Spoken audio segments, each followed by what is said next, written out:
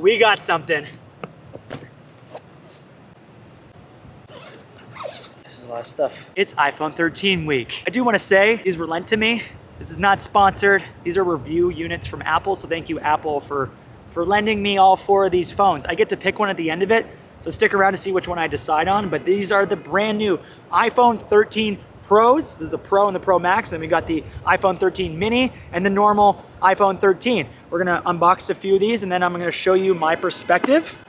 Oh, Toronto, I missed you. I'm gonna show you my perspective as a filmmaker, a pro photographer, and show you what I think I like about these things right here. Wait, let's do transitions where I throw the bag in between each cut. I actually like this bag. I don't know why I'm doing this. I'm committing to it now. This is the transitions we're using. Real quick, a very, very quick overview of the phones. The Pros are the latest and greatest in terms of photography and videography. They got cinematic mode, really excited about that. So that is the Pro lineup here. They also got a 120 hertz screen. Super stoked on that as somebody who appreciates tech. And these are the iPhone 13s. And the difference here is that these have the exact same camera as the Pros from last year. So the iPhone 12 Pros have the same camera in the new 13s. That makes sense, right? These, if you're a pro, that's why they call them Pro. So if you want the latest and greatest technology in terms of photography, videography, but that's the quick overview, because a lot of people don't really know the difference between all the phones or the fact that there are 4 different phones that you can pick from. Let's actually open one of these now. All right, let's unbox this under art. I feel like this is not ASMR nice sounding enough. Here, I'll make the sound. What's inside our Pro Max here? It's a nice looking phone. This is the Midnight Black. That is our phone. Woohoo! There is our iPhone Pro Max with a fly on it. That looks, I'm liking that so far. That's a beautiful looking phone. First thing I am noticing, which I heard about through a couple other reviews, these are very bulgy, little bulge going on, but I think the compromise is you get better quality image, so I can deal with a bulge. That's what she said. For quality image. Apple, thank you so much for letting me review your phones. Inside the box, you get a charging cable here, which is nice, and then the classic thing that you never use and that you probably almost always throw away, but they have to include it. And that's what's inside your box. You don't get a charger anymore. You'll have to go and buy your own charger.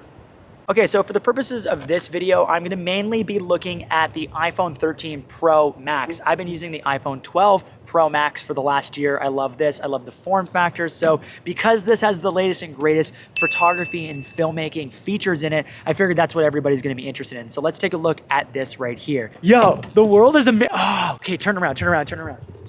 They just showed up and I'm like, I'm shooting an iPhone 13 video, so let's do some tests of these guys.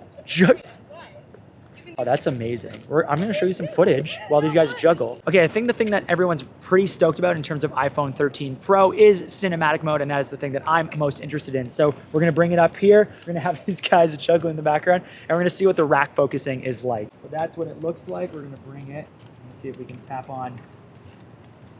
And we're going back and forth between the two. It's amazing. Like right out of the gate, this is absolutely incredible.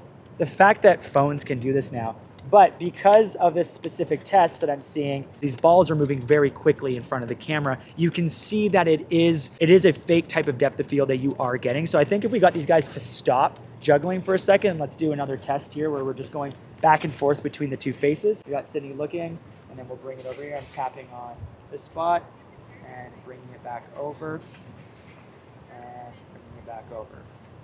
I mean, it looks really good. I mean, it still looks like digitized. Like when you start to look around the edges of people's faces, you can start to see that like the depth of field kind of looks a bit fake.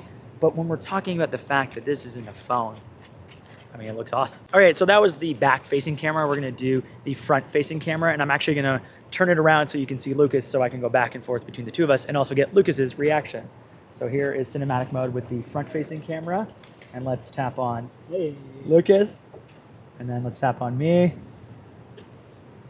It's kind of, what do you think, man?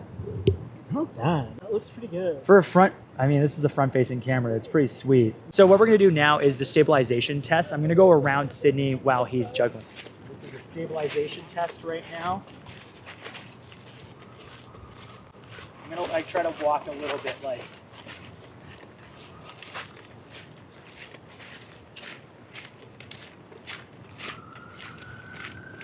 It's pretty good. I mean, you're getting a bit of camera shake introduced here, but I'm like going pretty aggressive there. Like that first little bit when I was kind of doing the stabilization walk, like it obviously works better than just like walking, but overall, the stabilization looks really good. All right, so I thought I'd show you the video quality out of the 3 cameras on this phone. So we're looking at the super wide, we got the wide and the telephoto. And I'm literally just gonna punch in on Sydney while he's juggling so you can see the quality between each camera. This is the super wide that we're looking at right now.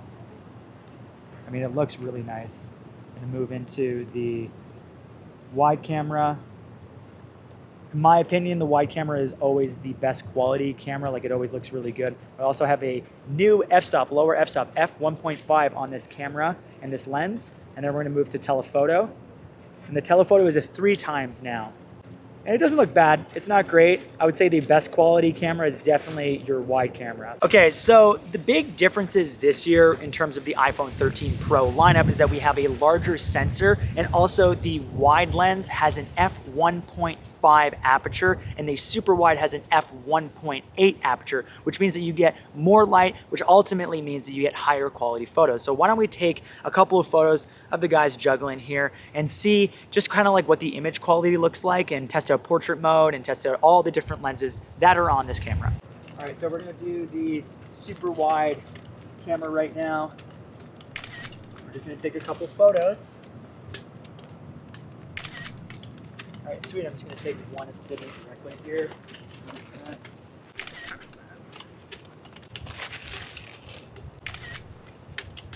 So let's take a look at these photos. So HDR went on right away, which is not really a look that I love. I mean, this one, like that looks kind of cool.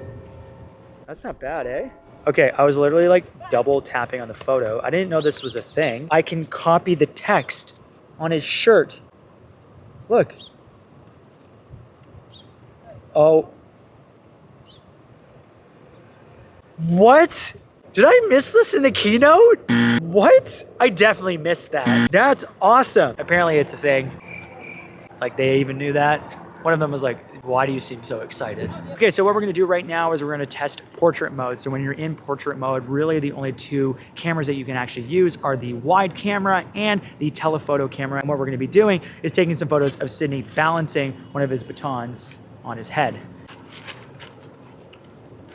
Let's see if I can do it.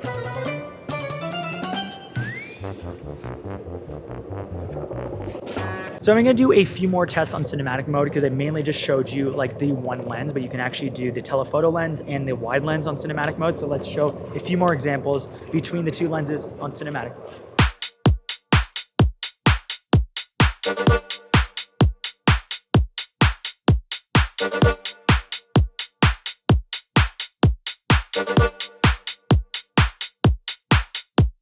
All right, I just want to take a quick second before we go and do the water test to do a big shout out for these guys right here. They actually helped super last second. They came around the corner, they were doing their own thing. I was like, be in my video, and they're like, fine. So big shout out to them. I will link their Instagram accounts below. Go and check them out. All right, off to the water test now.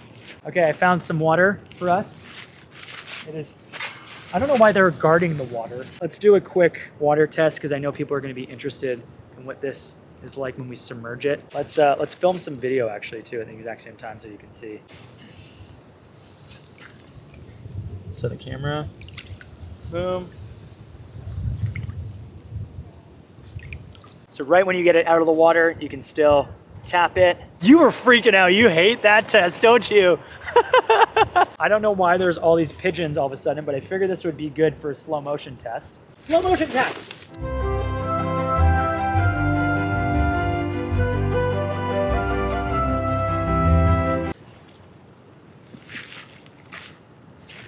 I'm sorry, they are all paid pigeon actors. So I posted on Instagram, I think like 2 days ago when I first got the phone saying like, does anybody have any questions about the phones? And one of the first ones that came up was, why do they cost as much as a MacBook? I'm not sponsored by Apple, but one of the things I do want to remind you of is there's so much technology jam-packed in this thing. It's literally like your main source of communication.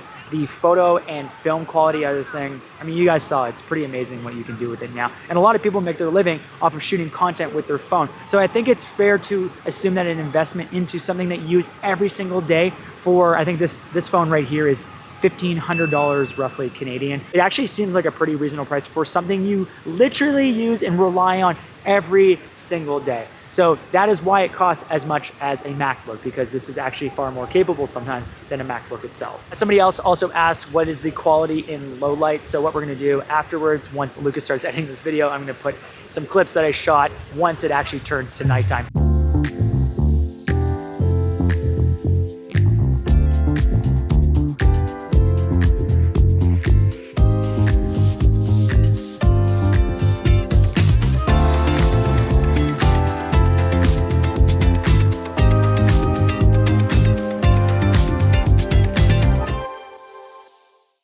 Here are my final thoughts on the iPhone 13. I generally like to get the latest and greatest iPhone, mainly because I make a living as a Instagrammer, as a photographer, as a YouTuber, so I'd like to have the best possible camera on me at any given time, because that's what they say. What is the best camera? What's the one that you have on you? So I might as well have the best lenses and the best quality. I think my favorite thing about what's happening with iPhone and just smartphone technology in general right now is you're just getting such incredible quality out of a phone that the barrier to entry to become a content creator, to become a creative, to become a filmmaker is getting lower and lower. And it's really getting a focus actually now on the creativity and not a focus on the technology. Back in the day, if you wanted to be a creator, you had to have lots of money, you had to work with big production companies, be able to afford big expensive cameras and editors and all this other stuff. You can literally do almost all of that now on your phone. People are making a living, they have careers on TikTok and Instagram. So I love that they are constantly pushing the boundaries. This is an amazing investment if you are a creator, if you're a photographer, or videographer. That is just my 2 cents. I will be using the iPhone 13 Pro Max. iPhone 13 Pro Max. That's it. If you guys like this video, please press like. It actually makes a difference. Subscribe and hit the bell to be notified for future videos, and we'll catch you guys in the next one. I don't know what to do now. Got so much extra time before my gym class. And by extra time, I literally have 2 minutes. I have to run right now, so bye. All right, guys, enjoy the edit.